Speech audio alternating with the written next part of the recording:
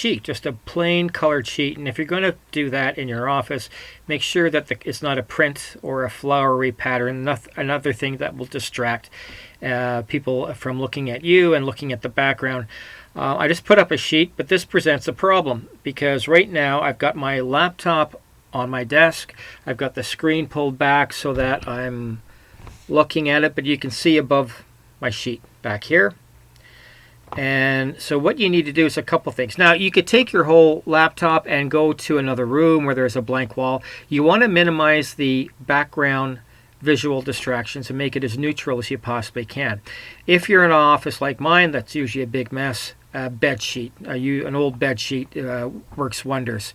So what we can do here is we can turn this around. Now, again, the placement of my laptop and my eye level, I'm looking down right now, down on my screen. So you can do a couple things. You can either get some books and lift up the level of your laptop so it comes more to, let's say, a level like that. Okay. I'm just using my hands to move that. But the other thing that you can do as well is if you have an adjustable chair, and I have my chair at the top highest setting, there. Move that down. And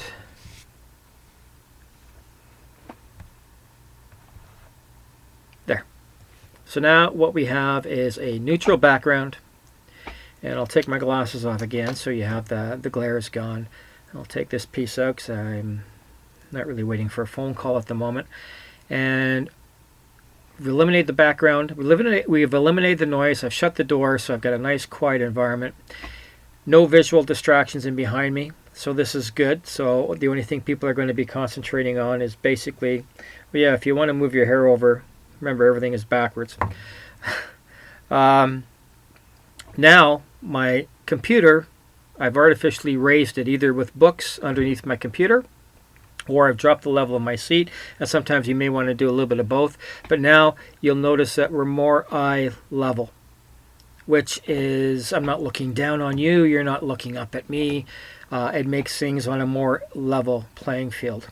The other thing, and this is the big thing, more than anything else, you need to be aware of your visual background and surroundings and your acoustic surroundings. So you want to keep that as neutral as possible and as quiet as possible. Next thing is eye contact, because in the first video I showed you, I was looking at my screen, I'm looking at my keys, and I'm looking around for my phone and a whole bunch of other different things. Yeah.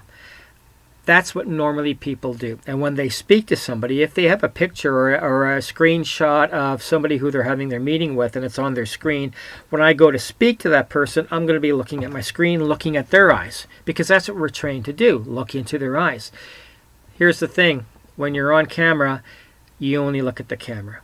If you need to make a statement, you look straight in there. If you want to speak directly to your audience or directly to that person, or you're having a one-on-one interview and you really want to convey a level of trust, a level of credibility, that's the only place you should be looking at. Now, you don't need to stare there. You can look away. You can move things around or, grab your notes and do all that kind of thing. But when you speak to that other person or when you speak to that audience with something important to say, make sure you look at the camera. Now, a lot of laptops, if you're using a laptop, the camera's got a black lens type of thing. It sort of blends into the aesthetics of the computer.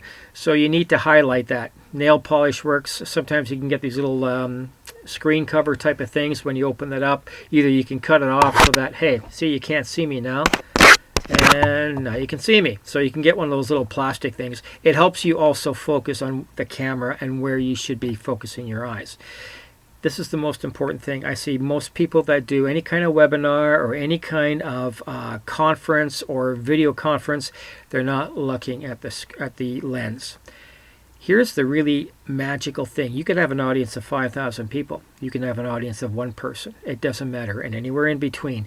When you look directly in the lens, you're looking directly into each and every one of your audience's eyes.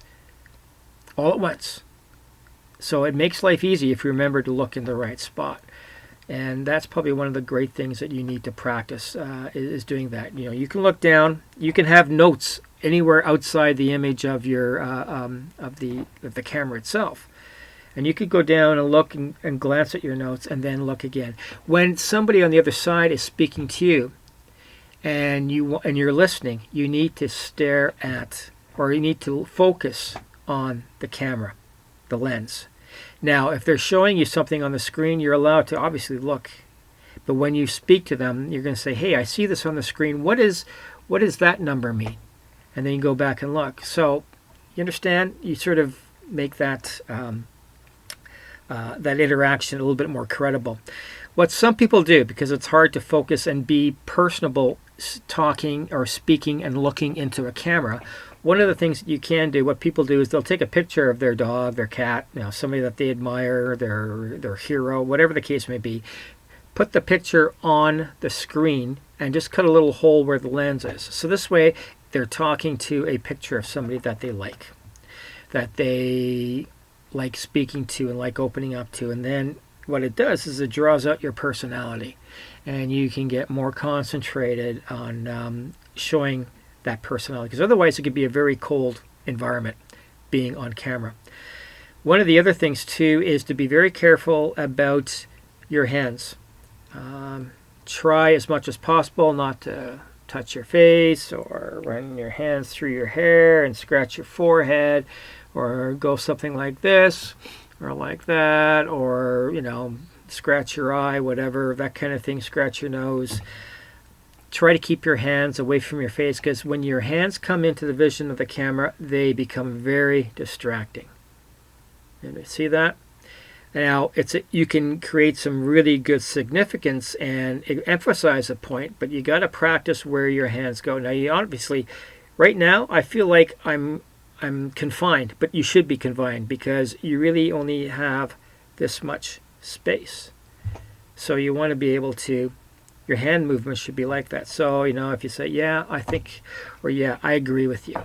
Okay, make sure that you can see your hand in the screen itself. If you're giving a thumbs up, if you're giving a thumbs down, or any other kind of hand gesture, make sure that it's visible in the camera.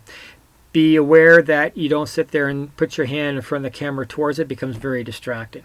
So it's one of these things, and all you do is you record yourself in practice. And you do funny things, you play around, and you get a better idea of what you can or can't do, what looks good and acceptable, and what is a distraction. And this is some of the things that you need to look and practice at. And this is what I'm going to be asking you to do for your assignment number 3, is to do a 2-minute presentation on camera. We're going to record it, and I've given you all the tips that you need to do. These basic tactics alone will make your presentation much better when you're on camera or on a webinar, or if you're having a